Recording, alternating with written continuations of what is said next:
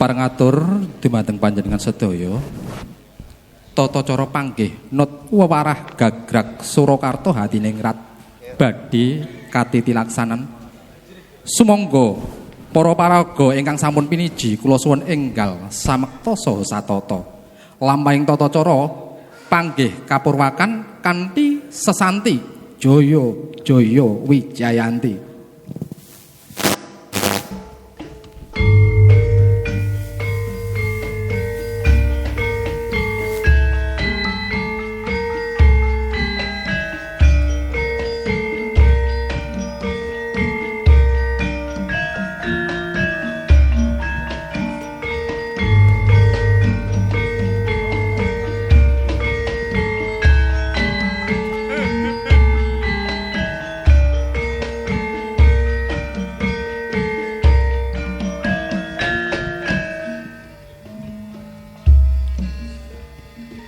Assalamualaikum warahmatullahi wabarakatuh. Sih rahmat tentrem rahayu saking wilangsane Gusti ingkang Maha Mirah, Maha Welas tuwin Maha Asih, ingkang tumedhak miwah tumanduk. Mugia tansah kajiwa kasalira dumateng panjenengan sedaya dalah kula. Waradin sagung dumadi Widodo Niskala lulus raharja.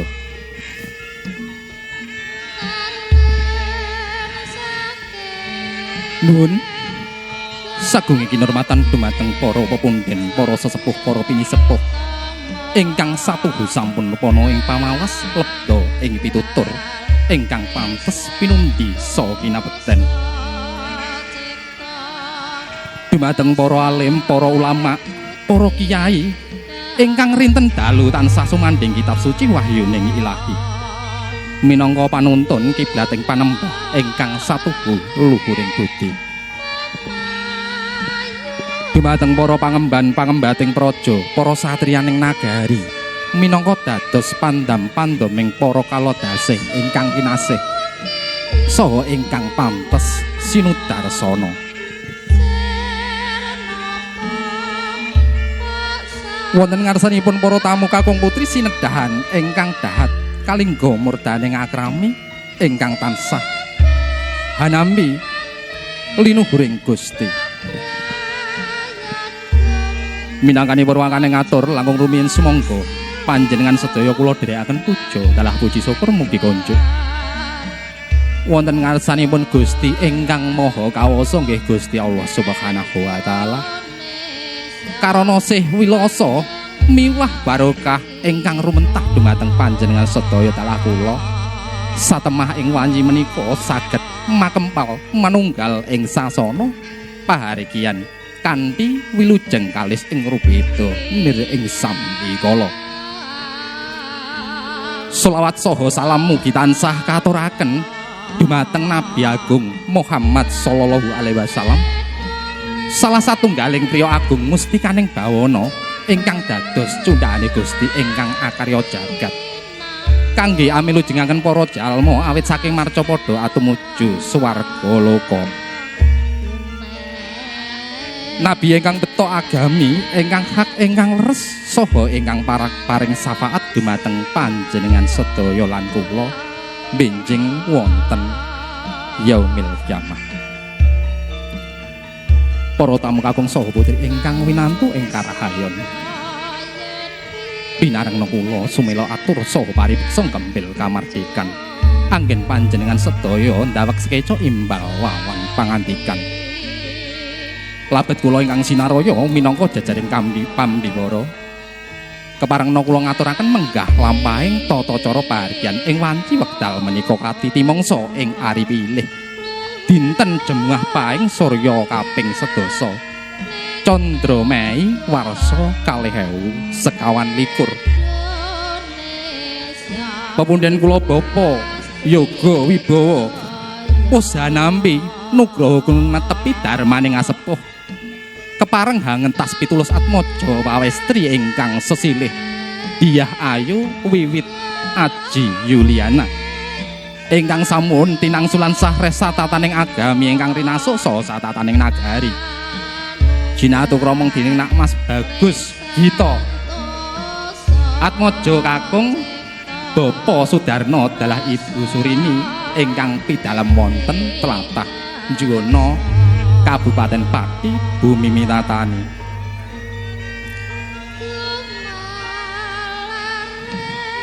Wondene rerencaning tata adicara ingkang sampun rinancang, rinacik, rinakit saha rinumaka dening kula wangsa. Keparengna wonten ngriki kula aturaken. Tata cara kapurakan kanthi pambukaning atur.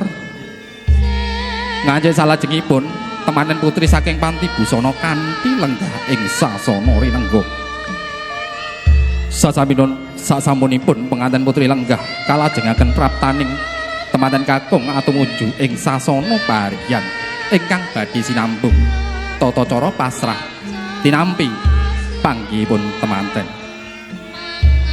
Paripurna tata cara panggih tuli kalajengaken sinduran ngantos dumugi kerobongan. Dungkap titilaksana salajengipun nenggih tumapah ing adicara besan mertuwi. Sasampunipun besan sekalian lenggah jajar wonten palenggahan kalajengaken upacara pangabekten utawi sungkeman. Para tamu kakung saha putri ingkang winengku ing Suka Basuki. Minangka jangkeping Subasita miwah tata krami ing mangke badhe katindakaken rantamaning adicara sabda pangandika saking keluarga utawi pambagiarja.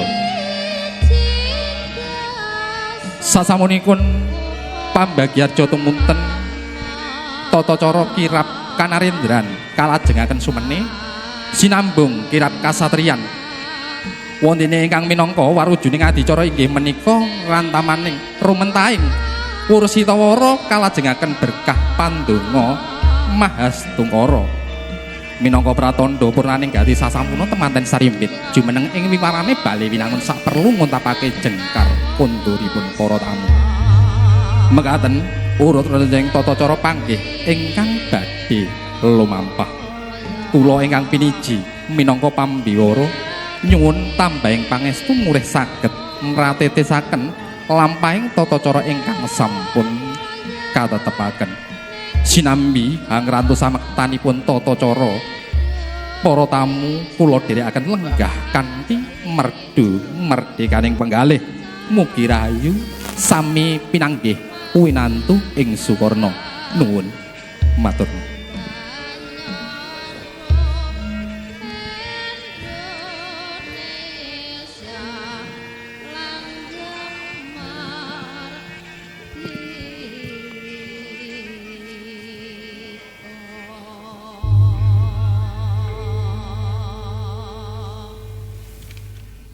Para tamu, para adilenggah ingkang satuhujinaken ing berkah.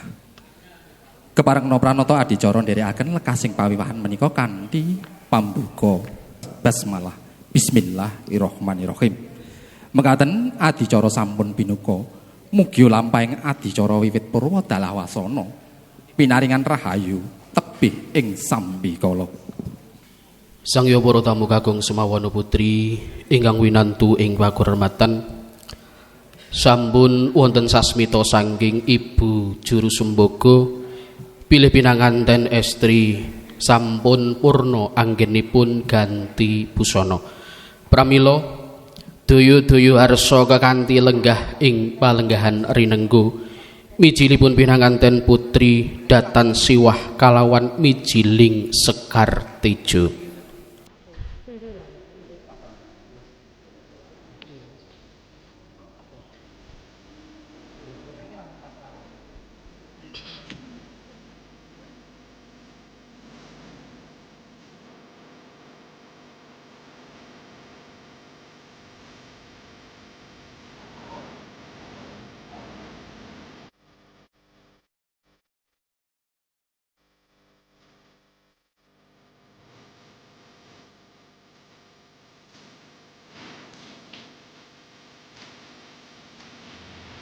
Tatasing ratri gumanti raina jumeduling Hyang Pratanggapati ya Sang Hyang Bagaskara Iya Sang Hyang Surya saking bangwitan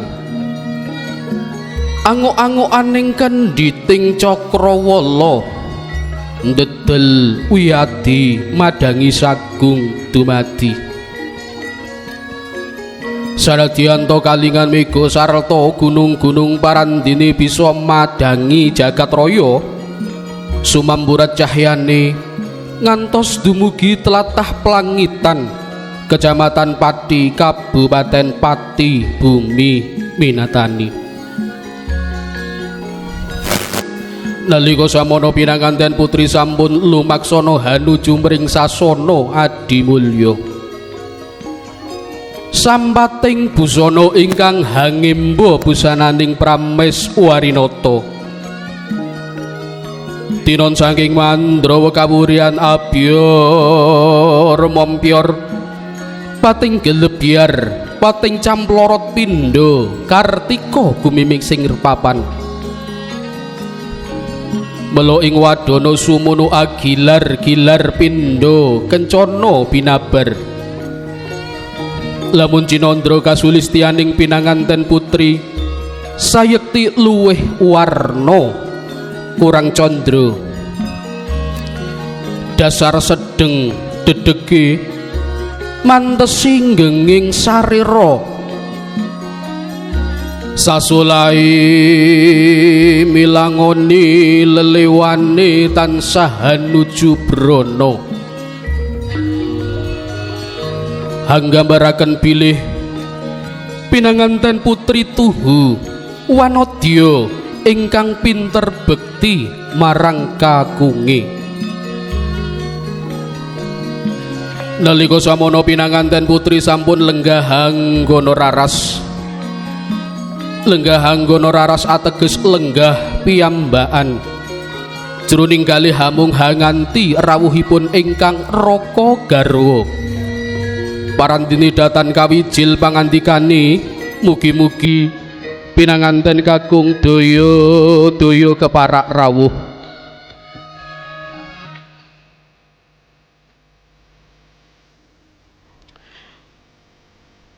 para tamu senedahan ingkang kinurmat dumateng duta pametuk ing gati pinanganten kakung sampun paring sasmita pilih pinanganten kakung siyaga sowan hanetepi tata cara panggih pratanipun pinanganten kakung kabiwalda sinubagya ing sih kawilujengan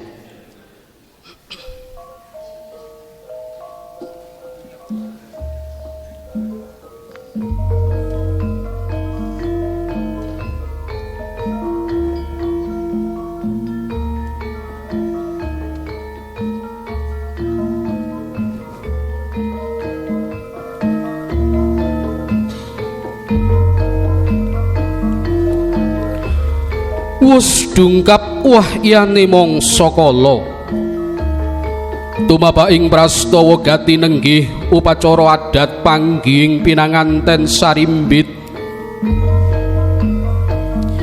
nalika samono pinanganten kakung sampun lumaksana hanuju mring sasana piniji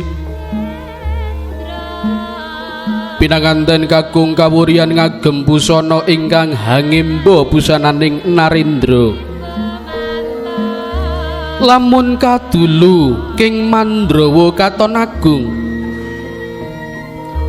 mrabu miwah mrabawa agung ateges kebaing kaendahan kang sanyata adiluhung mrabu pindha jejering Narendra kang kebaing kawibawan luhur ewandene Prabowo sayekti sinung Prabowo edi endah milangoni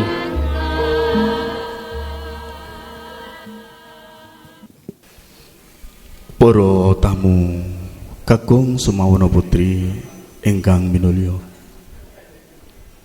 badhe penganten kakung saha pangiring sampun jumeneng ing wiwaraning sasana sabda makaten ugi Bapak Yoga Wibowo sekalian Ibu Romyati sarta Bapak Muhadi sampun jumeneng mapak calon panganten kakung saha pangiring.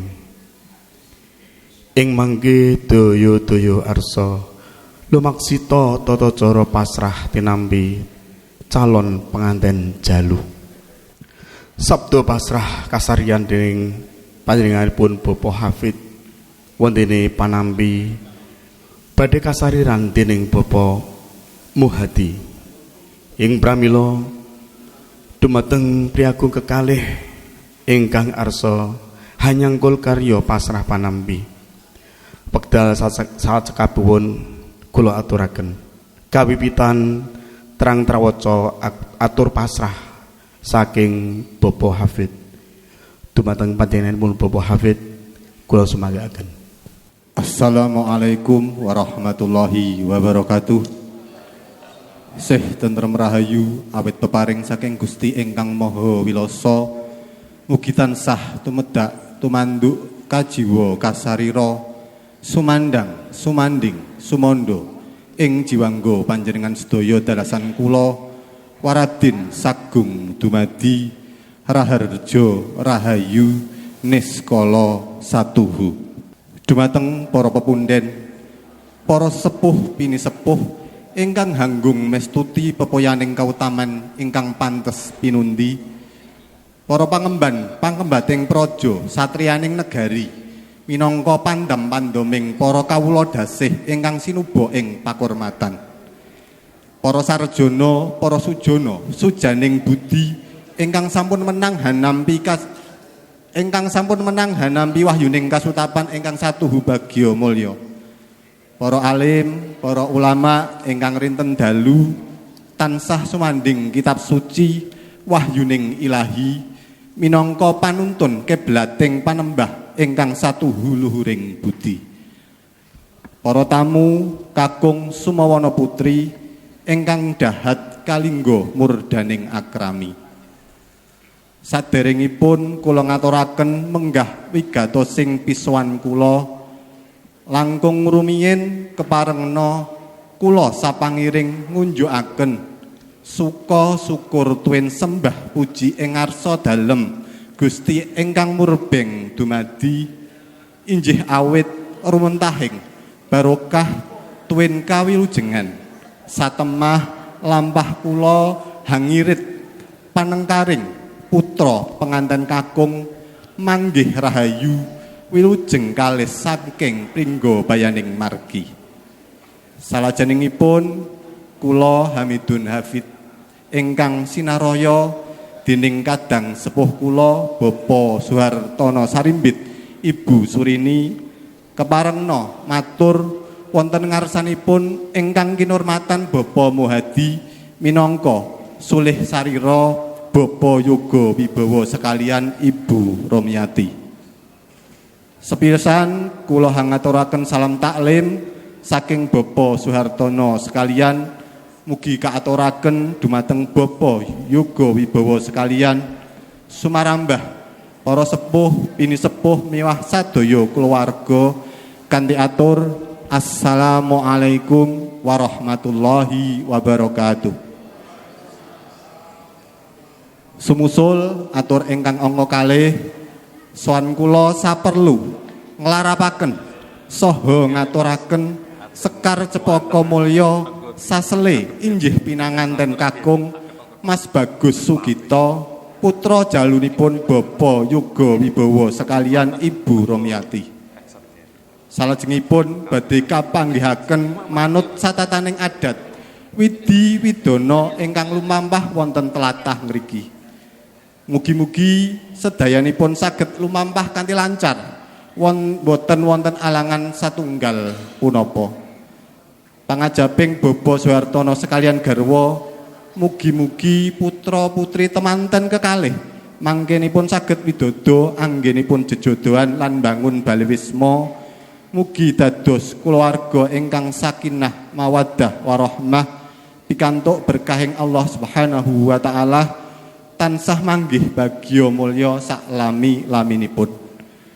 Mekaten menggah aturipun Bapak Suhartono sekalian Ibu Surini lumantar kula dene sakpurnaning pawiwahan sak mangke kula sak pangayap kepareng nyuwun pamit lan tambahing donga pangestu mugi lampah kula sapangayap tansah pinaringan kawilujengan nirbaya nir ing sambikala ngantos dumugi griyanipun soang-soang ing wasana puput pepuntoning atur jejering titah sawantah jalma limrah ingkang tansah lelomban wonten ing jagat kekirangan nglenggono anggen kula matur kathah kalepatan lan kekirangan saha anggen kula sowan sapangiring boten rena ing penggalih panjenengan sedaya tumbas lontong semur wonten ing pasar Plagula kathah kladu ing atur nyuwun agenging samudra pangaksama billahi taufiq wal hidayah waridho wal inayah. Wassalamualaikum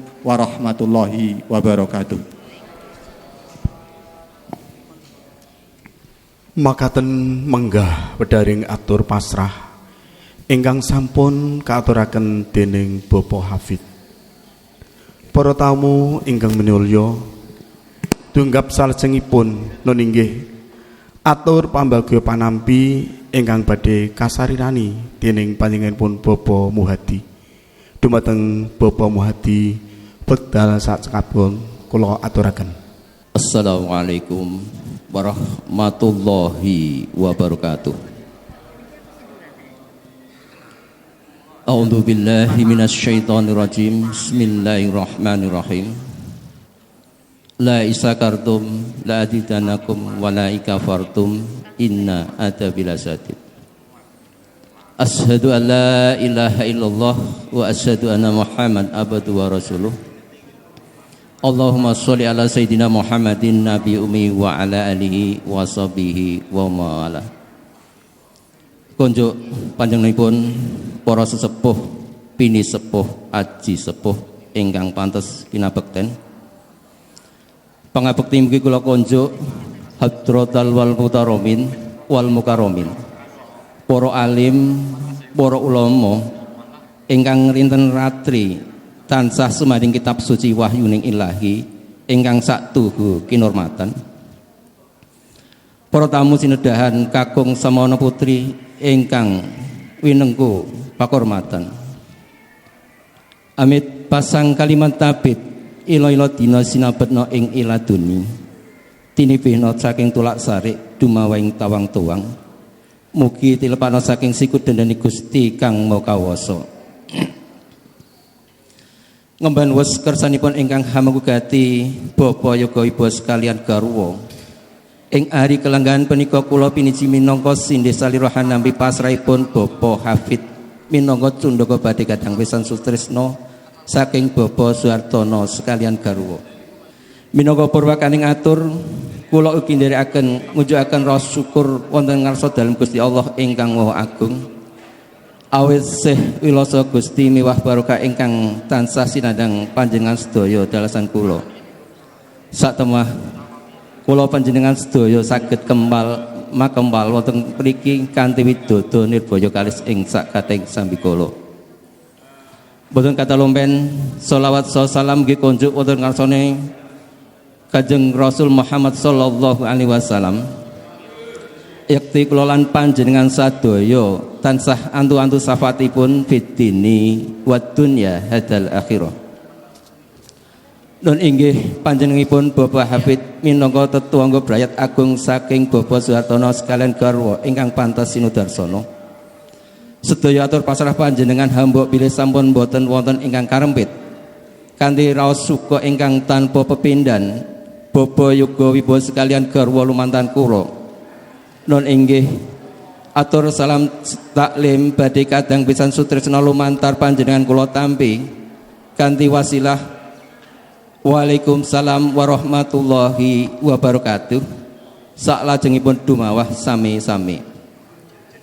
Wondene atur pasrah nyuwanaken sekar cempaka sak sele ingkang asesilih Bob Bagus Gito putra jalunipun saking Bapak Suhartono kali Ibu Surini.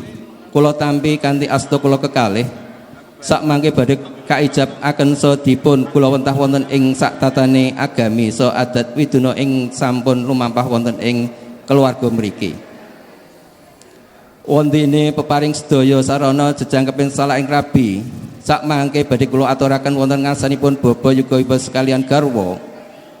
Bapa Yuga Wibawa hamung ngaturaken panuwun menggah sedaya peparingipun badhe kadang besan sutresna pratandha yekti kaso ing kastresenan dumateng Bapa Yuga Wibawa sak keluarga. Mugi dados sarana raketing kekadangan sami-sami neteping darmaning asepuh anggenyo ngentas 17 putra pinaringon raharja mulya sak lami-laminipun. Sakpurane pamiwan sak mangke panjenengan Bapa Suhartono sak pangayap badhe pamit kondur. Bapa Yuga Wibawa ngaturaken sugeng kondur mugi manggih kawilujengan wonten dalipun soang-soang. Bapa Yuga Wibawa sekalian garwa anggenipun nampi karuan panjenengan sedaya boten saged netepi ing bab tri trapsilaning panampining tamu awujud aruh suguh segubuh. Bapa Yuga Wibawa sekalian guru mantar kula nyuwun agunging samudra pangsama. Hamung sakmantun panampi saking Bapa Yuga Wibawa sekalian lumantar kula ngaturi uninga wahyaning ngasa kala tumampang ijab utawi panggih kasun panjenenganipun Bapa Suhartono sekalian garwa. Kanthi lilaning panggalih panjenengan paring pudya astuti murih rahayuning sedya. Mugi dadosa keluarga sakinah mawaddah warahmah. Puput-puputing ngatur kula jalma sakwantah ingkang lalomban ing jagat kekirangan klenggana kirangi seserpan so kurang pono wewatoning para winasis ing reh basa tuwin sastra ingkang kurang punika saknyata hamengkani dumateng jasad kula. Sedaya kala wau inggih awit saking cubluk ing seserpan kula kanthi menika keparengna handika sedaya hamaringana samudra pangaksama. Pulau seprapat nyebrang kali Juwono kathah lepat nyuwun agunging pangaksama. Bila taufik wal hidayah wassalamualaikum warahmatullahi wabarakatuh. Para tamu kakung miwah putri ingkang satuhu bagya mulya. Makaten kala wau menggah wedharing panampi ingkang sampun kaaturaken dening Bapa Muhadi. Dungkap titi laksana salajengipun nun inggih panggihipun penganten. Sampun samapta penganten kekalih badhe nindakaken adat panggih tetilaraning para luhur. Pangging penganten kekalih hanyarengi kumandanging canduka suka parisuka munya ing tirta.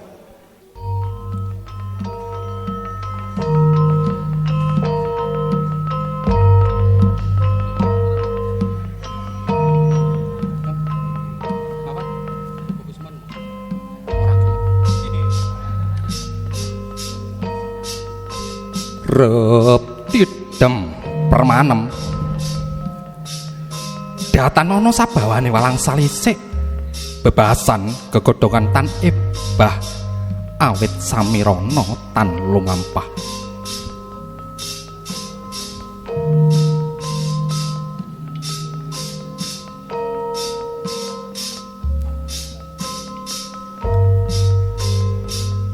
Kang kapiyarsa amung suparanya pradangga ingkang munya ing sasana wiwaha.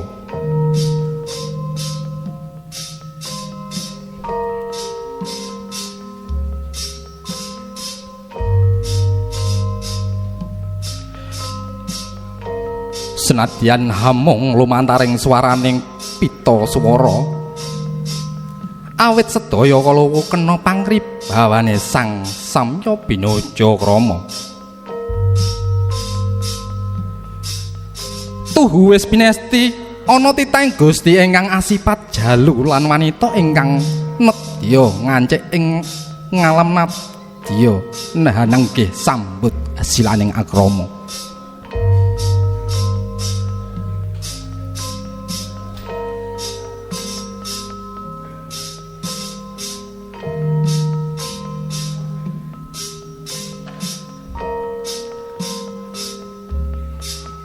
kalajengaken tindakipun temanten kekalih Hambalang Gantal.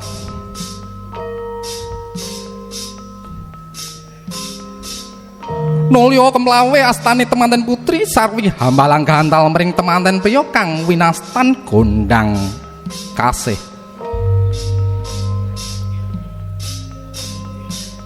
Datan Saronto temanten kakung Gya amal Hambalang Gantal mring temanten putri kang winastan gondang tutur. Purna Hambalang Gantal pengantin kekalih Ajawat Asta daya-daya kekalihipun ngrucat cenela.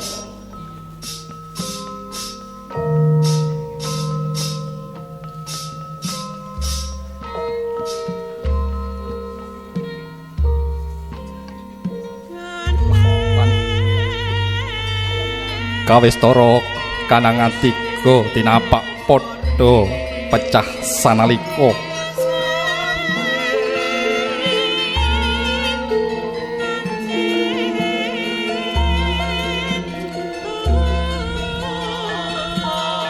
Punika asung pralamita bilih temanten kakung calon dados lantaraning tuwuh utawi wiji ingkang suwi ingkang suci pratima bangke tata jalma putra kinarya tetalining akrama. Tanggap temanten putri kita hanyang kumring pepadhaning ing Raka Sarwi sumembah sarta hamiji pepadhanging ing karwa.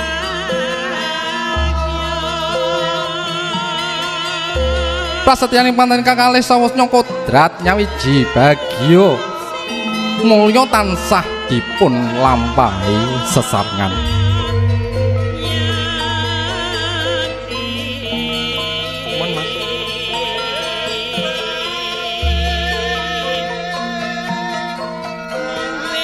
Bebasan kodrat paring pacoban kekalihipun siaga ngupaya wiradat minangka srana karampunganipun.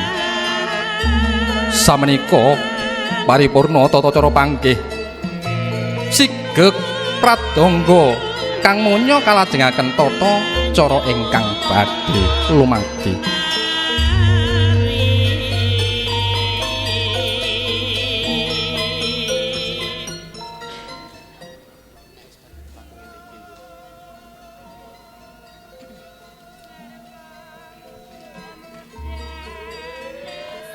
Hanyangri ngomandanging ketawang laras moyo Bapa Yoga Wibawa ngepaken sindur wonten pamidhangatipun pengantin kekalih. Pengantin sarimbit lumampah lon alon sarwi nyepang poncoting sindur.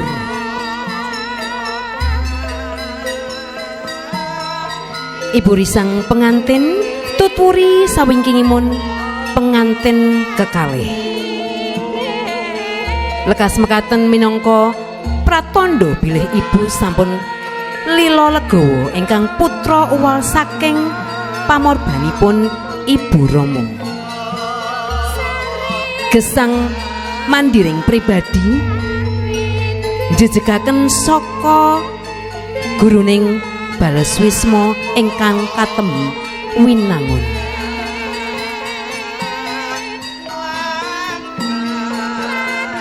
Sindur ingkang warni abrit sineret petak winangun untu walang. Sayektosipun minangka pepenget dumateng pengantin kekalih.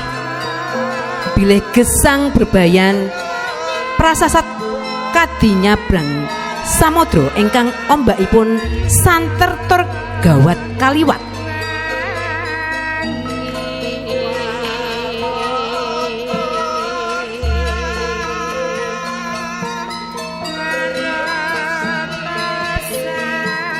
Pramila kedah limbaran santosaning lair en batos murih saged lulus raharja.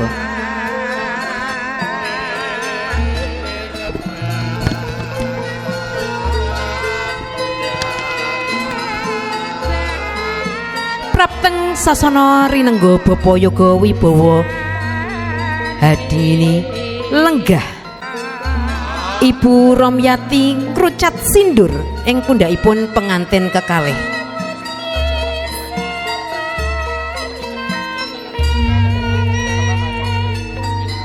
Tumuli hanetepi tata cara bobot timbang.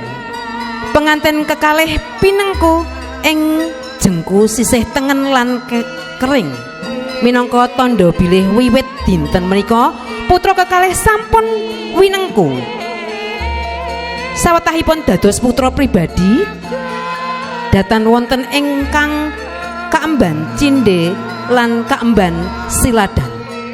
Kekalihipun tinampi kadi putra ingkang linarekaken saking guwa garbanipun Ibu Romyati.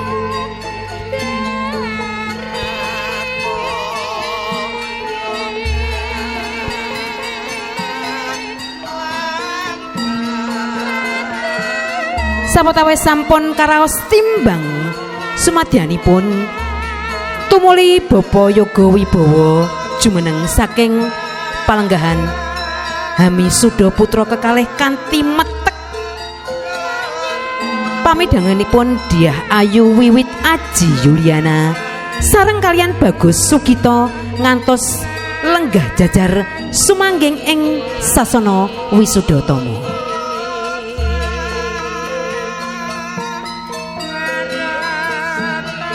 Mengko teges bilih wiwit titi wanci menika pengantin kekalih sampun sah hanut pranataning adat Jawi minangka jejering palakrami.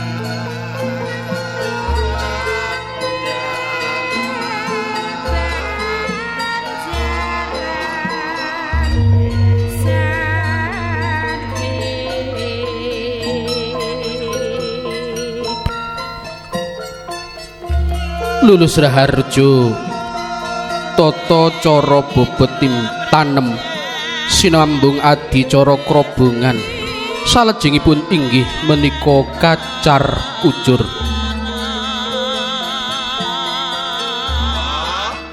Upacara menika hanggambaraken bilih jejering kakung wajib paring guna kaskaya dumateng ingkang garwa. Sadaya hasiling pakaryan kedah kaparingaken datan wonten ingkang hasingedakaken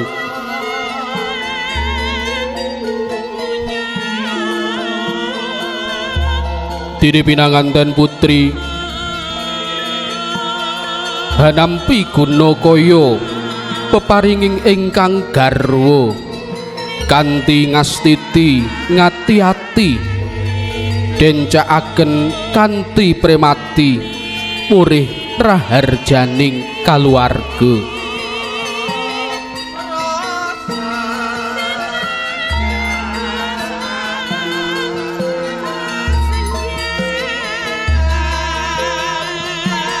Kacugambaya saisinipun katititepaken dumateng ingkang ibu lekas minangka pralampita bilih putra kekalih badhe tansah nyuwun tuntunan saha pitedahipun Rama Ibu murih anggenipun gesang bebrayan saged bagya mulya salaminyo.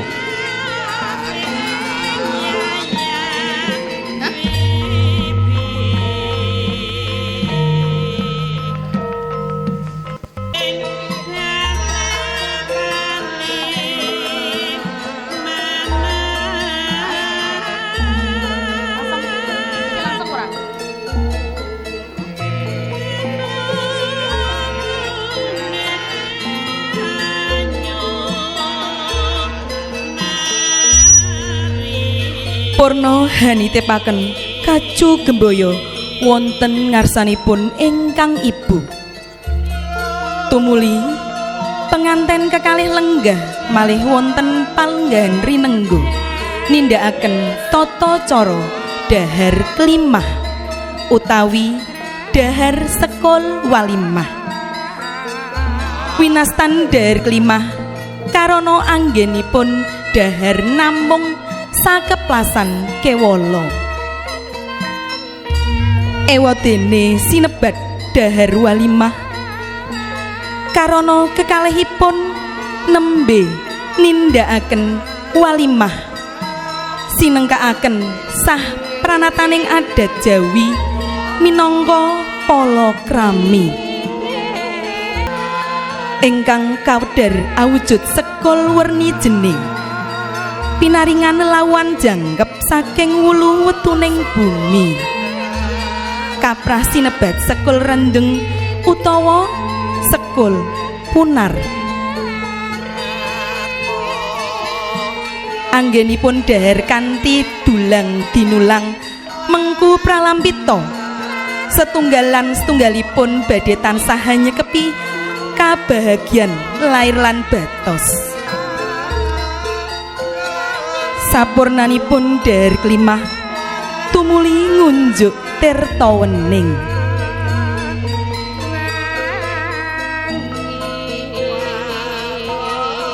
ingkang kaunjuk namung cekap tirta wening sepisan minangka pepenget saking para luhur supados gesangipun panganten linambaran watak kaprasajan anggenipun gayuh kamulyan kanthi prasaja kewala murih rejeki ingkang tinampi hamberkahi angka kalih minangka wewarah murih sedaya kodrat lan lelampahan sageta tinampi kanthi weninging cipta rasa budi miwah karsanipun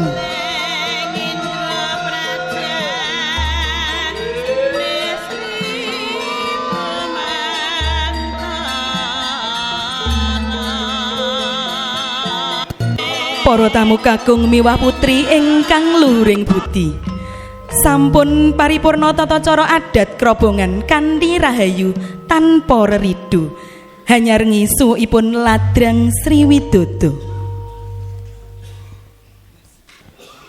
tanggap ing sasmita Bapa Waluyodani sekalian garwa laju tindak tumuju Wisma Palerman methukaken Bapa Suhartono tuwin Ibu Surini kakanthi mertui penganten sarimbit kawis tinggal tindakipun besan sekalian kadi lumembaing tirta kencana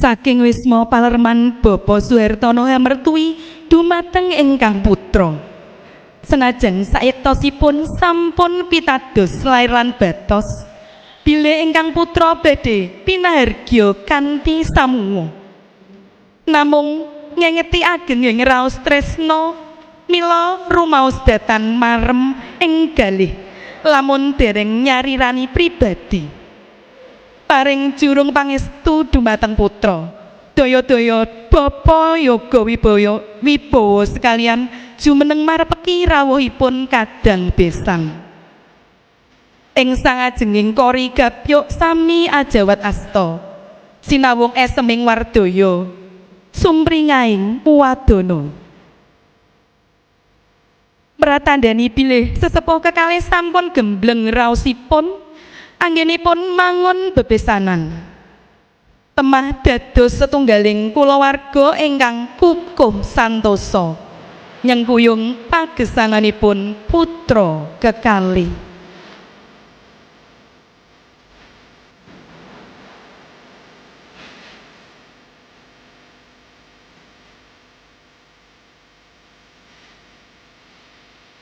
tumuli Bapa Suhartono sekalian kadherekaken lenggah ing sisih kiringipun penganten kekalih Bapa Yoga Wibowo sekalian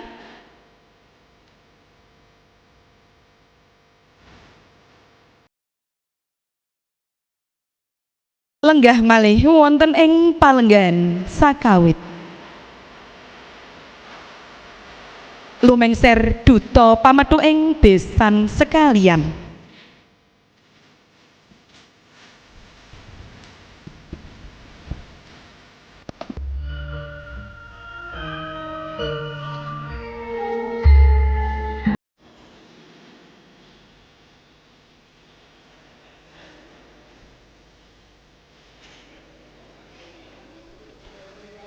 Para tamu kakung saha putri ingkang winantu ing Suka Basuki. Lampahing tata cara besan mertui sampun paripurna. Tata cara saklajengipun nggih pangabekten utawi sungkeman. Namung saderengipun sumungkem kekalihipun ngrucat cenela. Lan duwung badhe kalolos dening ingkang kinurmat Bapak Ali Rohman. Cenela sampun rinucat, duwung sampun linolos kapratitisaken Ibu Juru Sumbaga nun inggih Ibu Etik Adi. Wahyaning mangsa wigati lumaraping yoga tama sumungkem ing pepadane sumungkem pring Ibu Rama Di Agung Pangaksama Kenya Brayan Mreh Rahayu tinebihna ing rupeda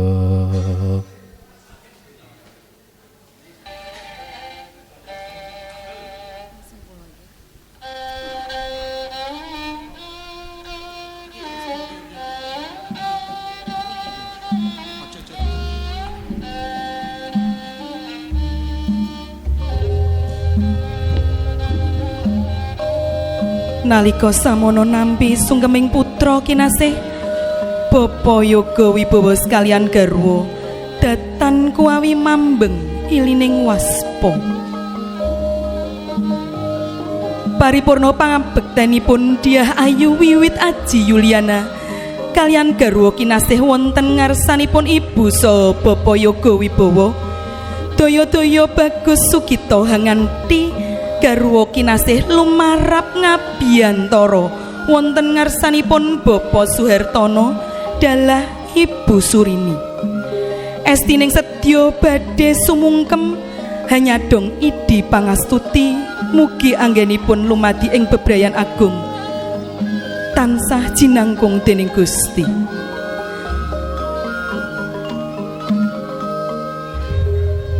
Duh Ibu, panjenengan patuladan gesang kula sembah pangabekti saha ngaturaken sedaya kalepatan kula. Ibu, panjenengan sampun sembodo minangka papane Yoga Brata ngandhut dangunipun Nawa Candra sedasa ari. Kula nyuwun pangapunten sedaya kalepatan kula. Kula nyuwun pangestu saha pandonga panjenengan Ibu.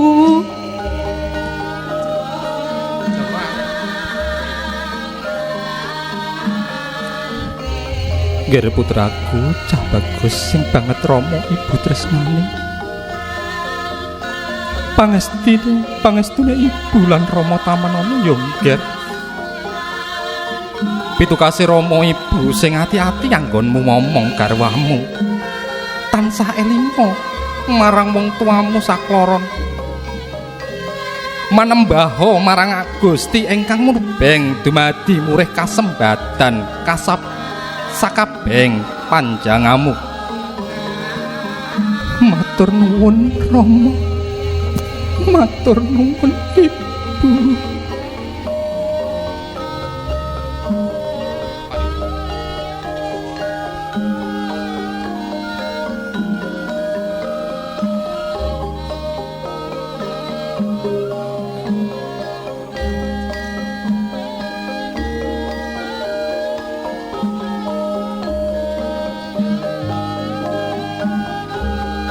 Paripurna pangabektenipun sang pinanganten sarimbit wonten ngarsanipun ibu lan Rama ing pangajap rahayu murih gancar lancar atut runtut reruntungan salami laminyo.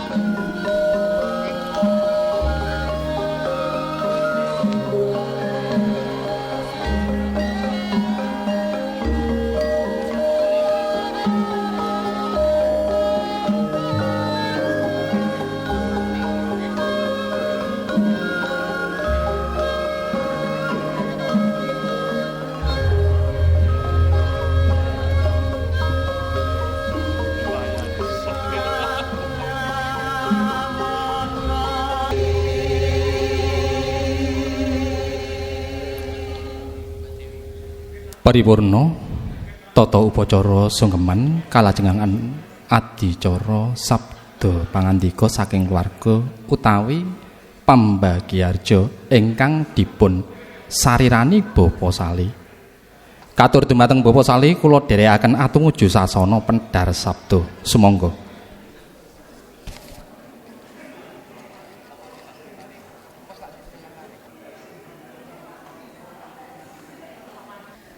Assalamualaikum warahmatullahi wabarakatuh. Sih tentrem rahayu. Mugi kajiwa kasarira wonten jiwangga panjenengan sedaya dalasan kula waradin sagung dumati raharja rahayu niskala satuhu. Para sesepuh bini sepuh aji sepuh ingkang dahat kinurmatan saha pantes pinundi-pundi, para alim para ulama ingkang siang pantaraning ngrati tansah sumanding kitab suci wayuning Ilahi ingkang satuhu kinabekten. Para tamu kakung mewah putri utamipun Barya Agung Bapa Suhartono sekalian garwa ingkang pantes nampi pakurmatan. Boten kata lumpen para kadang werda muda tumaruna ingkang bangkit ngentasi karya menoyang budi. Nuwun kula kepareng matur hanggempil kamartikan panjenengan sedaya. Wonten ing ari punika kula minangka sesulih saking Bapa Yoga Wibowo sekalian garwa saperlu ngaturaken pambagya wilujeng rawuh panjenengan sedaya wonten ing pahargyan menika. Awit saking bombeng ipun manah Bapa Yoga Wibowo sekalian garwa boten kewawi matur piyambak wonten ngarsa panjenengan. Pramila kula minangka sulukipun ngaturaken pambagya harja wonten ing siang menika. Para tamu kakung semawan putri ingkang bejo mulya, minangka purwanipun atur monggo panjenengan sedaya kula dherekaken mangklungake jangga nungkulake mustaka saperlu munjukaken puja hastawa puji hastuti wonten ngarsanipun Gusti ingkang akar jagat inggih Gusti Allah Subhanahu wa taala. Mugi salering gati wiwit purwa madya ngantos usana mboten manggih ridu punapa-punapa. Para tamu kakung semawa putri, Bapak Wibowo Yoga Wibowo sekalian garwa, salajengipun panjenengan dipun aturi rawuh menika jumbuh kalian serat sedahan bilih wonten ing ari piniji Sukra Jenar nun inggih Jumat Pahing Surya kaping 11 wulan Mei warsa 2021. Bapak Yoga Wibowo sekalian garwa kapareng netepi darmaning asepuh andhawaken putra putrinipun ingkang asesilih Diah Ayu wiwit Aji Yuliana ingkang sampun sembodo jinatukrama dening Dimas Bagus Sugito putra kakungipun Bapak Suhartono sekalian garwa Ibu Surini. Pengantin sekalian sampun pikantuk serat pikuku ing palakrami kawisuda ijab kabul kala wau wanci tabuh sanga enjing inggih awit saking sihing Gusti saha jinurung pandonga pangestu para tamu tumapaking tata cara wisudan lumampah kanthi rahayu datan redidu raharja tan manggih rupida. Mugia pengantin sarimbit anggen nyomiyat lelumban wonten madyaning babrayan manggih basuki kang kaudi lestari kang kaesti jumbuh kang ginayuh sembodo kang sinedha satemah hambabar keluarga ingkang ayem tentrem kebak ing kabegjan antut runtut lumastari ngantos kaki-kaki nini-nini. Para tamu kakung sumawur putri ingkang satuhu kinurmatan, salajengipun Bapak Yoga Wibowo ngaturaken agunging panuwun dumateng para kadang tanggi tepalih ingkang sampun paring pambiyantu wujud punapa kemawon. Saya menika bau suku utawi eguh pratikel ingkang sedaya kala wau anjalari saged gancar lancaripun pahargyan saha pangenteng-enteng ingipun kagungan kersa. Bapak Yoga Wibowo sekalian garwa mboten saged atur liru menapa-menapa muhung kapasrahaken wonten ing ngarsanipun Gusti ingkang murbeng dumadi. Mugia panjenengan pikantuk leliru ingkang satraju.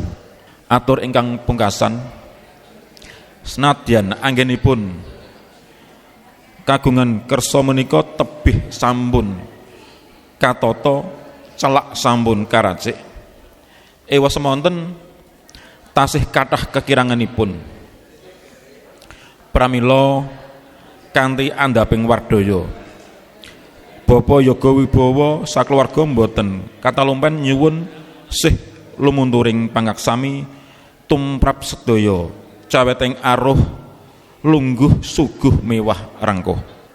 Sagung para tamu kakung sama putri ingkang satuhu dahat luhur ing budi semanten saha mekaten anggen kula matur minangka sulihipun Bapak Yoga Wibowo sekalian garwa kula pribadi hanglenggana atur datang kalepatan wiwit purwa madya dumugi wasana awit saking tumpah suwing basa wijang wijiling wicara caweteng paramasastra kula nyuwun gung lupiring pangaksama puput pepet pupuntaning atur kanthi asesanti jaya wijayanti jaya kang esti pinayungan sihing Gusti ingkang murbeng dumadi rahayu ingkang sami pinanggih. Wabillahi taufiq wal hidayah wal ridho wal inayah. Wassalamualaikum warahmatullahi wabarakatuh. Mekaten wijiling pangandika saking Bapa Salih. Pambagyarja sampun purna. Tumunten badhe kalajengaken adicara kirab Kanarendran.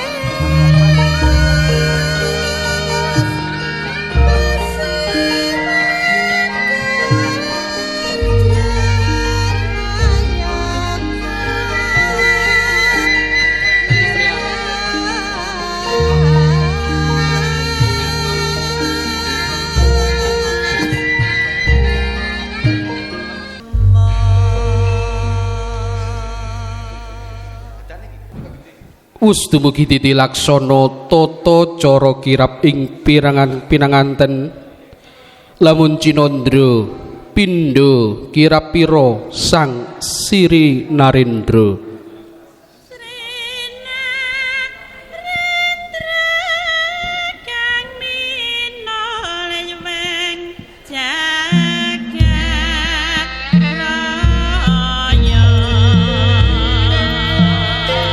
Kadya Sri Narendra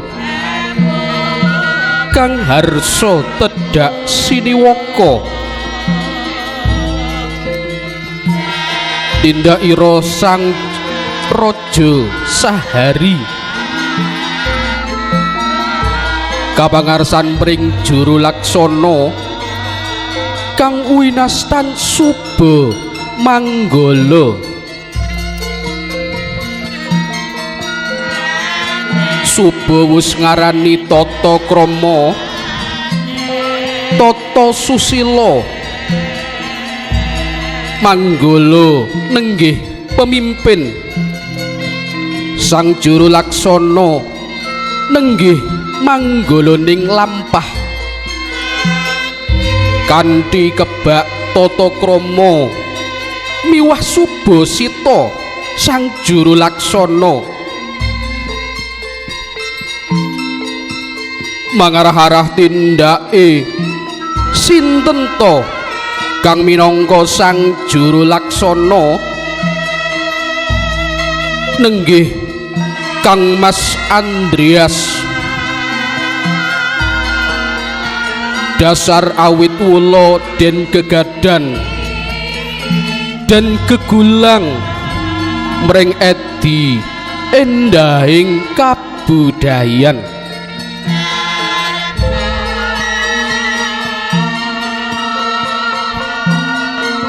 Sambung kurnya sang juru laksana ana patah sakembaran sarwa kembar busanane senadyan to dering pedhot anggeget sedah parandene ing kadewasane bakal sulistya warnaning ang akarya gawa ing jejaka samya humiyat. Lah punika kang dados punjering kawigatosan Kadya Raja lan Prameswari nenggih pinanganten sarimbit Sang Abagus Sugito miwah kusumaning ayu wiwit aji gandeng renteng kekanden asta bebasan datan ginggang pinara sasra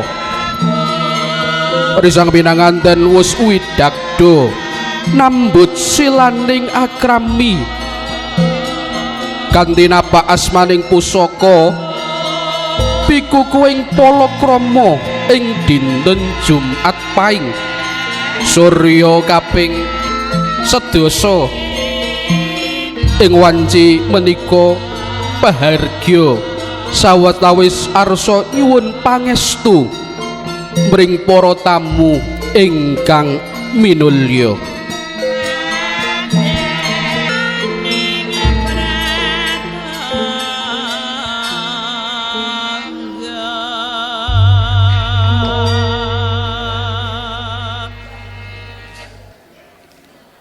Para kadang sutresna saha para tamu sinedahan ingkang winantu ing pakurmatan.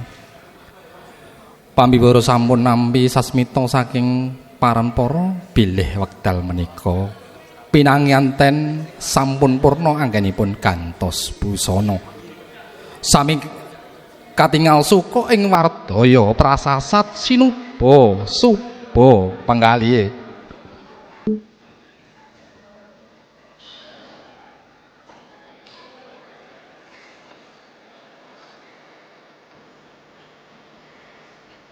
Pustinarguka ing warane sasana busana.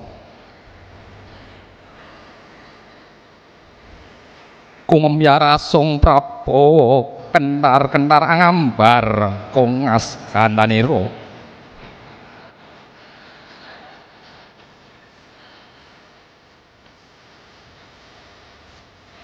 Sumirat-mirat tejo maya-maya saya dangu saya milangoni saya cerak saya angranungi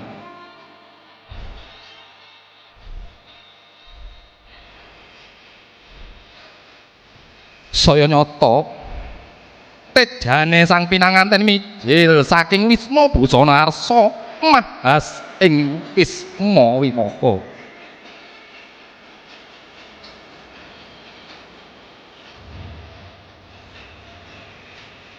Wit pasemone sang pinanganten ngagem busana kasatriyan kang sarwa endah. Tetingal gagah pideksa wenang den ucapna pepindhane wong agung ing ngeksi kandha duwing uni.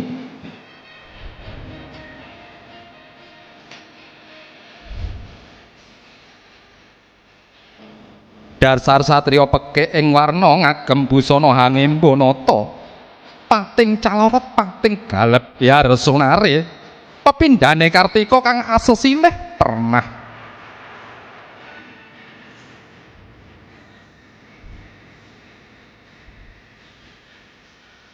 penganten kagung Slukar busana satriya sangsaya angenguwung prabane sangsaya mencorong guayane sangsaya mantep penggalihe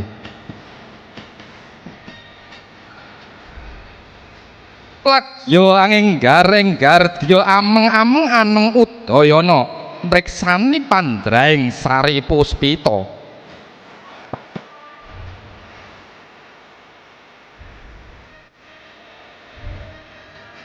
Sang Suba Manggala minangka pangarsaning kirab sakedhap tumulih atur tengara dumateng kang nendheng kirab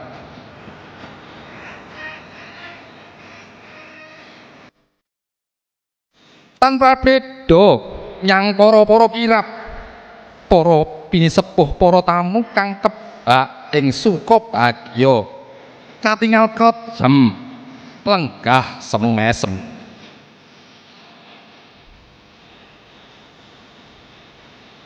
sang pinanganten tuhu loro-loroning atunggal-tunggal tumbuling alara kang sawiji priya kang sawiji putri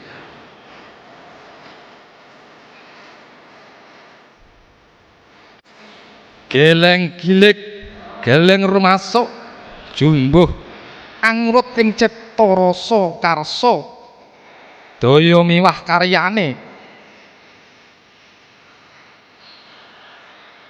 pilah pinilih sajuru-juru giling geleng golong gegalengane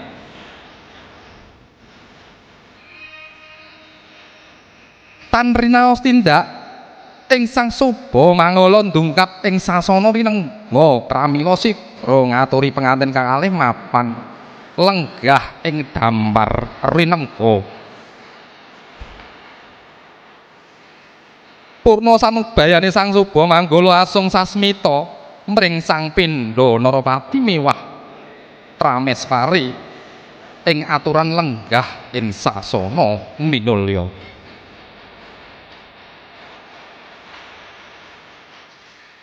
salajengipun Sang Suba Manggala angiring wangsul mring ingkang samya angiring Hambayangkara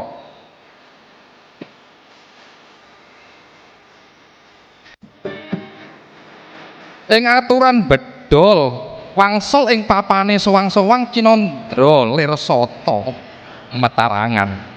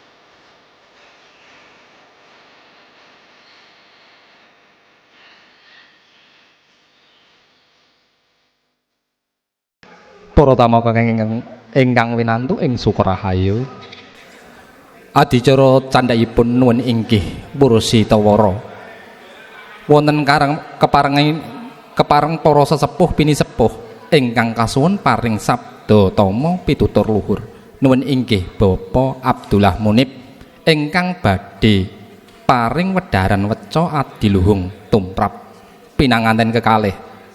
Pramila katur dumateng Bapak Abdullah Munib, kula dherekaken jengkar saking palenggahan atumuju sasana medhar sabda. Sumangga. Assalamualaikum warahmatullahi wabarakatuh. Sampun sami dahar napa dereng nggih?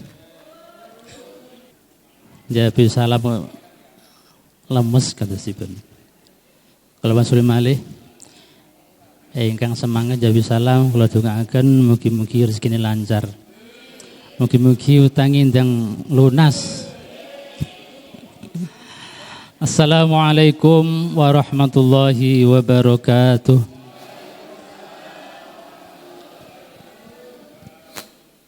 Alhamdulillah alladzi ahalla nikah wa harrama sifah. Wassalatu wassalamu ala Rasulillah Sayyidina Muhammad bin Abdullah wa ala alihi wa sahbihi wa mawala. La haula wa la quwwata illa billah. Rabbi shrah li sadri wa yassir li amri wahlul 'uqdatam min lisani yafqahu qawli. Wonten asalipun para sepuh, bini sepuh, sahaji sepuh ingkang hanggung ngamestuti dumateng papoyaning kautaman ing satu dahat kinurmatan. Para pandhika agama, para alim, saha para kiai ingkang siang ratri sumanding kitab suci wahyuning Ilahi Rabbi minangka panuntun kiblatin panembah satuhu pantes hanampi sakadaning berkah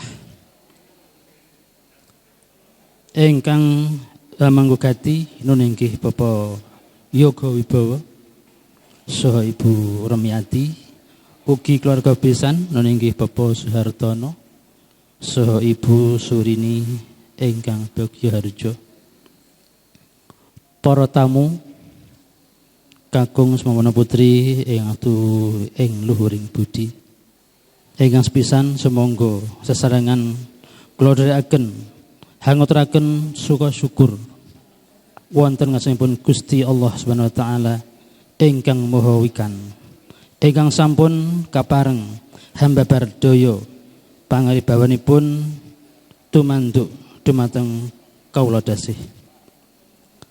Satimah wonten ing kalodhangan menika panjenengan sedaya lan kula taksih saged makempal wonten dalemipun Bapak Yoga Wibowo Kandi Rahayu wilujeng nir ing sambikala.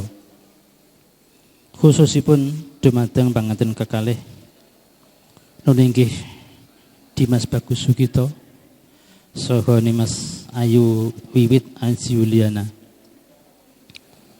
Atur ingkang trap jumbuh kalian kalodhangan menika sepisan monggo kula lan panjenengan sedaya ndongaaken dumateng panganten kakalih kanthi donga ingkang dipun ajengaken Rasulullah sallallahu alaihi wasallam. Barakallahu laka wa baraka alaika wa jama'a bainakuma fi khair. Amin Allahumma amin. Allahumma ja'al lahuma sakinatan wa mawaddatan wa rahmah bi rahmatika ya arhamar rahimin. Salajengipun penganten kekalih menika sampun kagungan pangajeng-ajeng sak sampunipun napa akad nikah saha pawiwahan menika mestinipun sedaya penganten enggal apa penganten kawak sedaya menika nggadahi pangajeng-ajeng supados saged bangun wismu ingkang sakinah mawaddah warahmah. Janjane sakinah mawaddah warahmah niku panganan apa? Biasanipun menawi wonten ingkang menikah menika terus napa sederek kadang sedaya maring ucapan semoga mawaddah warahmah, semoga samawa. Napa sedosipun samawati sakinah mawaddah warahmah menika. Sakinah menika artosipun niku mboten Mbah Sakinah nami tiyang nggih.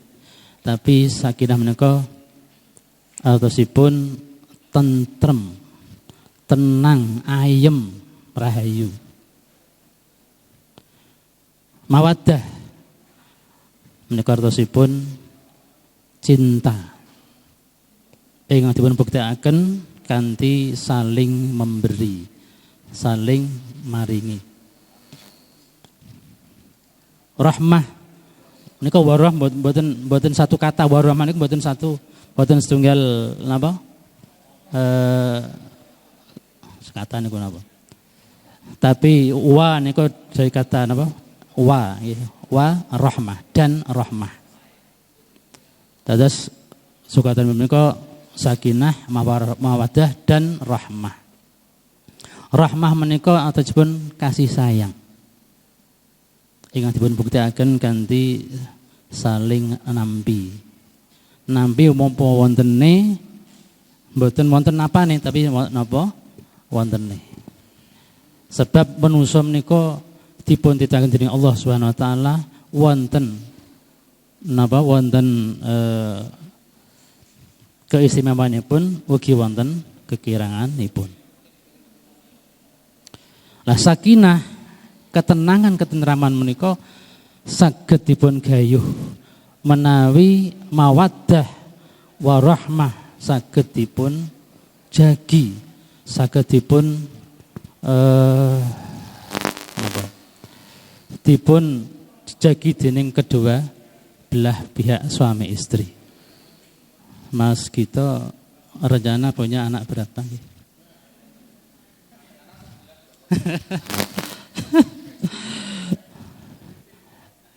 Pengen gadah non 5. Mbak Bibit sekawan. Pak Yogo pengen gadah putu pinten. Pak Santoso nggih. Pengen gadah Pak Suhartono nggih. Gangsal tambah sekawan tambah gangsal.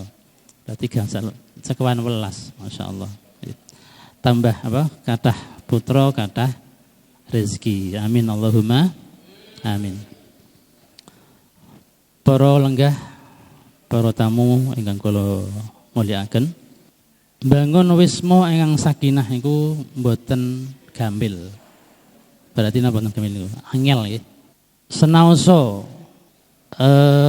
suami istri menika sampun berusaha, yang kalih menika sampun berusaha maksimal supados rumah tangganipun menika tentrem ayem mboten wonten masalah, niku mboten saged.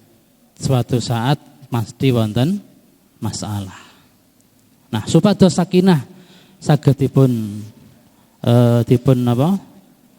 pertahankan menika antasipun garwa antasipun ingkang jalur lan istri kedah napa saling pengertian.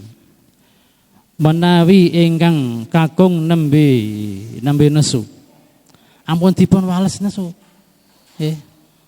Ojo sing kakung ngendika ngeten terus diunggahi napa dipun pirang kemawon. Mangke dak nas keselera menang dhewe kita. Nah, mangke namanya sampun mendel. Nah, ingkang istri terus sowan mboten ngarsipun garwa Mas nuwun sewu kula ngapunten sakarepipun. Nggih, kula mboten dereng ridho manahi panjenengan mboten ngapura, mboten ngapunten kesalahan kula. Nah, samanten ugi menawi ingkang istri nembe nesu sing kakung kedah sabar rumiyin. Ampun dipun napa? Apa dipun waneni. Namine keluarga niku pasti wonten masalah. Napa malih kula panjenengan sahabat Rasulullah sallallahu alaihi wasallam ingkang mulya mawon Satunggalipun dinten wonten priyantun kakung badhe sowan wonten ngasihipun Sayyidina Umar bin Khattab radhiyallahu anhu. Ingkang sawau Sayyidina Umar sebagai khalifah.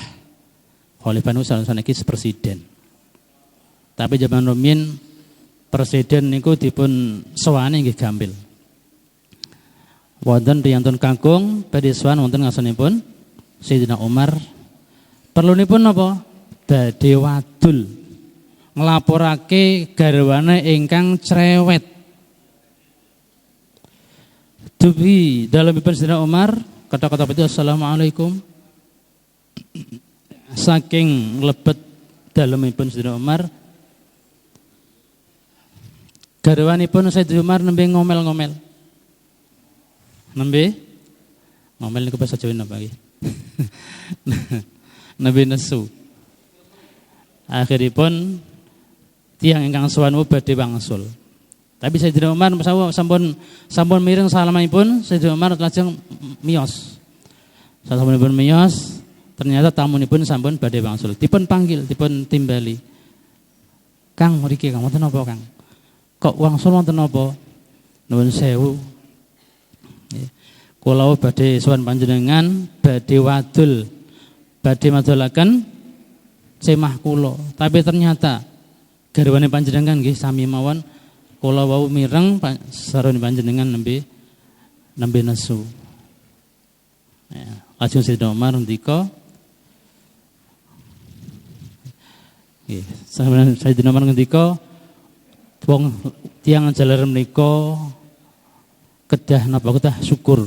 Sebab sinten ingkang ngandung putrane kita, dene kula panjenengan nggih garwa. Sinten ingkang masak garwa. Sinten ingkang ngrumat putra putri kula panjenengan sedaya menika garwa. Pramila kita kula panjenengan sebagai tiyang jaler kedah bersyukur, kedah sabar menawi gadahi semah ingkang cerewet. Para bapak, para tamu undangan ingkang kula hormati, mengaten ingkang saged kula aturaken. Akhiripun moga kula panjenengan sedaya ndongaken dumateng penganten kekalih khususipun lan dumateng sedaya ingkang rawuh wonten ing papan menika. Mugi-mugi sabanjuripun acara menika Allah Subhanahu wa taala tan pecah nglobaraken keberkahan berkah sedayanipun. Mugi-mugi Allah tansah membuka rezeki ingkang kathah ingkang barokah saged kangge tindak wonten ing Mekah Madinah, saged nggih tumbas lemah lan sawah, lan mugi-mugi pinaringan putra putri wayah ingkang soleh solehah. Amin Allahumma amin. Akhiripun kilangunipun kula nyuwun ngapunten. Wassalamualaikum warahmatullahi wabarakatuh. Sengyaning ati lenggah kakung saha putri ingkang sinuba sinukarta, biar terawangan pindha pedhut kasaputing maruta bebasan lumampah wanci pangklong kepapak obor sewu. Si pinanganten kekalih dupi nampi sabda tama utawi urusi tawara ingkang sampun rumentah saking Bapak Abdullah Munib. Ursi tawara katur Sri pinanganten kekalih saged murakapi apa dene handayani anggenipun lumampah ing samudra bebrayan agung. Adicara salajengipun nggih pamuja hastungkara utawi pandonga panutup mugi lampahing pahargyan menika binerkahan dening Gusti ingkang Maha Agung. Pramila katur dumateng Bapak Abdullah Mustafa ingkang kepareng hamandhikani pamuja hastungkara kula sumanggahaken. Assalamualaikum warahmatullahi wabarakatuh. Sumangga kula dherekaken manuk puja ing ngersaning Gusti ingkang akarya loka kanthi ngenut kapitayan tuwin gegebengan soang-soang, mugi panjenengan lan kula manggih yuwana nirbaya nirwikara. Nggih sumangga kula dherekaken donga-dongaaken dumateng calon pengantin kekalih saha pamangku gati saha besan sarimpit nggih.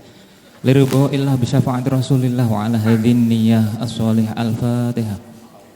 A'udzu billahi minasyaitonir rajim. Bismillahirrahmanirrahim. Iya kan. A'udzubillahi minasyaitonir rajim. Bismillahirrahmanirrahim. Alhamdulillahirabbil alamin hamdan fi ni'ma yukafi mazida. Ya Rabbana lakal hamdu kama yanbaghi li jalali wajhika wa 'azimi sultanik. Allahumma shalli wa sallim ala sayyidina Muhammadin fil awwalin wa shalli wa sallim ala sayyidina Muhammadin fil akhirin. Wa shalli wa sallim ala sayyidina Muhammadin fin nabiyyin wal mursalin. Rabbighfir lana dzunubana wal ikhwanina alladzina sabaquna bil iman wa la taj'al fi qulubina ghillan lil ladzina amanu rabbana innaka ra'ufur rahim. Allahumma barakallahu laka baraka alaika wa jama'a bainakuma fil khair. Rabbana hab lana min azwajina wa dzurriyyatina qurrata a'yun waj'alna lil muttaqina imama. Allahumma rabbana atina fid dunya hasanah wa fil akhirati hasanah wa qina adzabannar. Wa akhiru da'wahum anil hamdulillahi rabbil alamin. Al-Fatihah. Iya kenapa dia nasta'in syiratal mustaqim syiratal ladzina an'amta 'alaihim ghairil maghdubi 'alaihim waladdallin. Semadan billahi taufiq wal hidayah tsumma ridha wal inayah wal afu minkum tsumma assalamu alaikum warahmatullahi wabarakatuh. Atur agunging panuwun ingkang tanpa pepindhan katur dumateng Bapak Abdullah Mustafa ingkang sampun mandhegani pamuja Hastungkara. Para sesepuh bini sepuh ingkang kinabekten, para tamu kakung miwah putri ingkang minulya ing budi, pahargyan wiwit purwa madya ngantos dumugining wasana sampun lumampah kanthi slamet tanpa reribet, kanthi ngumandanging ladrang gleyong minangka tengara sampun paripurna tata cara pahargyan ing wanci menika.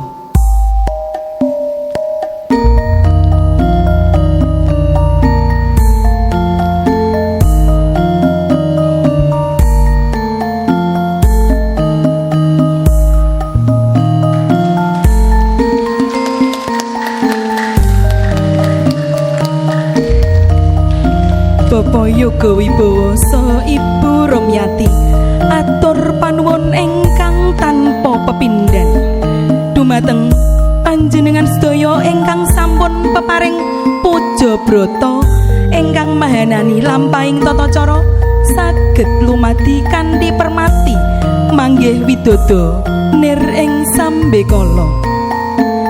Boten kathah lumpen kula sakadang panawung krida ingkang sinengkuyung Ibu Jurum Sembogo ingkang mijil saking Sanggarias Casa Salon.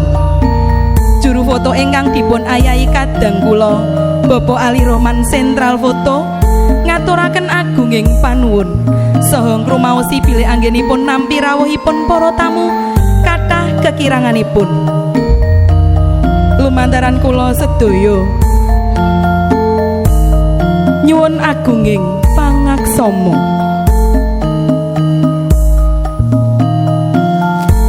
Ing wasana matur nuwun. Wassalamualaikum warahmatullahi wabarakatuh. Sumangga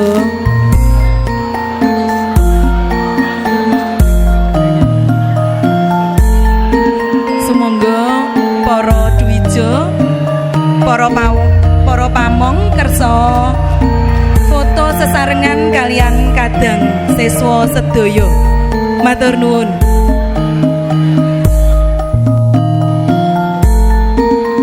Monggo sedaya dipunaturi foto langkung rumiyin. Sak sampunipun foto mangke tasih wonten panyaruwe kalih pamrayogi nggih. Sekedhap mawon mangke. Nggih. Saking Rama Prastya kalian Rama Hadi mangke dipun tambah malih Rama Bawi. Awit Rama Yata sampun kondur wonten ayan nggih. Ingkang boten saged dipun tilaraken. Matur nuwun.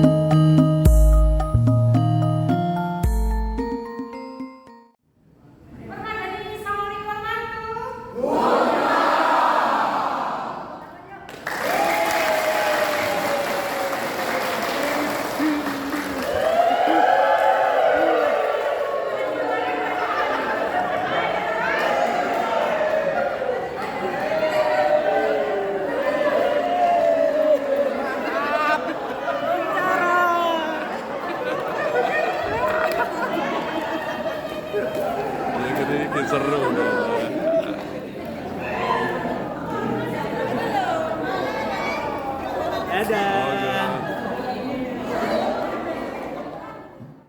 Monggo kula aturi lenggah sekedap nggih. Kula aturi lenggah sekedap awit wonten panyarwe saha pamrayogi sekedhik nggih saking Rama Dwija. Ingkang setunggal Rama Prastya DS monggo.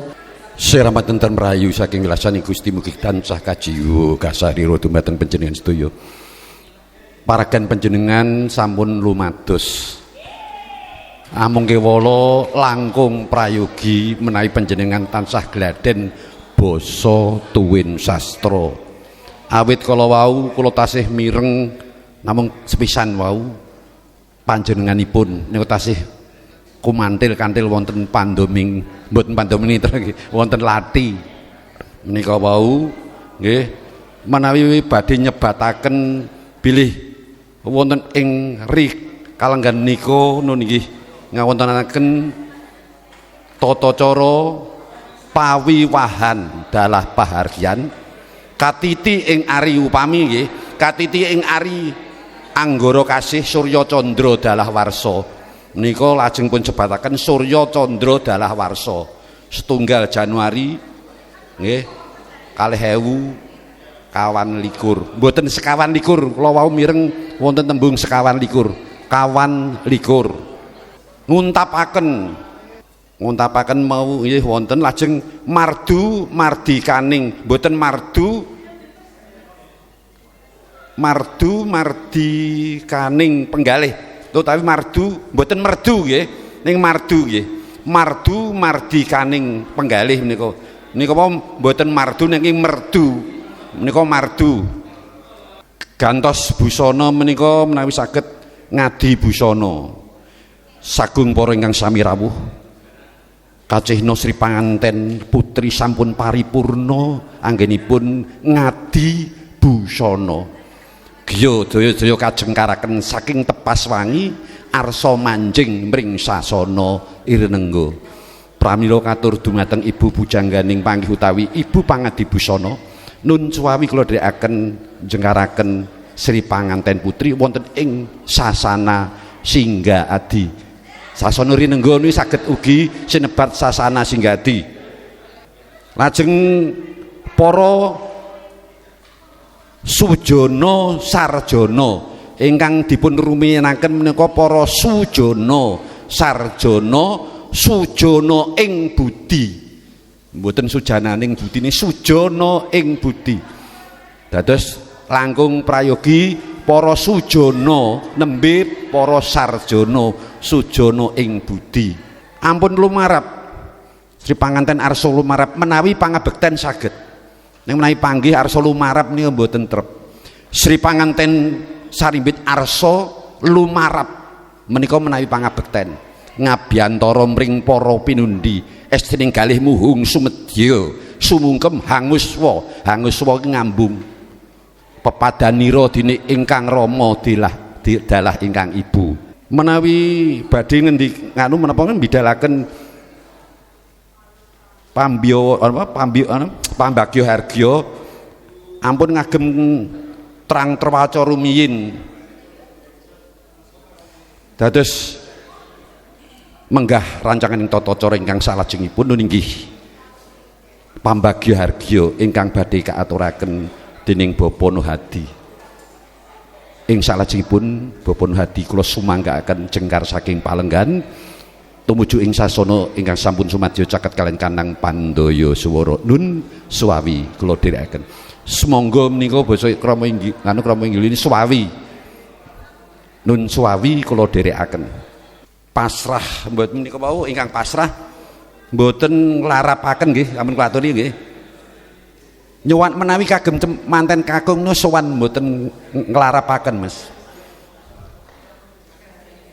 lajeng wau long tinampi nganten menawi kagem paragen kedangon mboten menapa-menapa menawi kados ngaten menika wau menika kedangon dados mesakaken ingkang jumeneng cekaos kemawon upami bibar salam munjakaken puja biji syukur bilih kula kapiji saking Bapak Seno sekalian garwa masrahaken panganten kakung nggenipun arsa nggih ngayahi tata cara panggih ing salajengipun kula sumanggaaken nut tata cara adat ingkang tasih lumampah ing mriki. Nah menika intinipun menapa niku. Lajeng ingkang nampi nggih ngaten tumanggap menapa ing dados saturipun Bapak Harjuna pareng kula minangka sumilih sarira saking Bapak Abimanyu nampi pasrahipun calon pengantin kakung ing salajengipun kula tampi lajeng badhe kapanggihaken nut tata cara ingkang tasih lumampah wonten ing ngriki. Dadi tata adat menika tata cara adat panggih menika ingkang tasih lumampah ing ngriki. Lajeng menawi wonten panatacara kalih menapa nika wau sekawan menawi ingkang ngendikan menika jumeneng wondene ingkang boten ngendikan lenggah boten kenging lajeng wirawiri awit menapa menawi mangke dong giliran panjenengan mesti boten saged makaten sakjroning kathah sanget menika tasih kirang pramila kula cekapi semanten gandeng wekdalipun nggih sampun sonten kula wangsulaken dumateng Kadang Sina malih monggo. Yaturaken manuwun Rama Prastya DS ing sampun paring panyarwe saha pamrayogi. Bapa Dwija, Bapa Sena, pawiyatan ing siang dumigi sonten menika sampun purna. Keparengna kula ugi kadang siswa badhe nyuwun pamit. Para kadang siswa sedaya ugi para pamong ugi Bapa Dwija kula aturi jumeneng. Saderengipun panjenengan kula kondur wonten wiswaminipun soang-soang sumangga kula dherekaken manunggu puja. Mugi-mugi panjenengan kula anggenipun wangsul wonten wiswaminipun soang-soang pinaringan slamet wilujeng raharja rahayu niskala satuhu. Manunggu puja kawiwitan.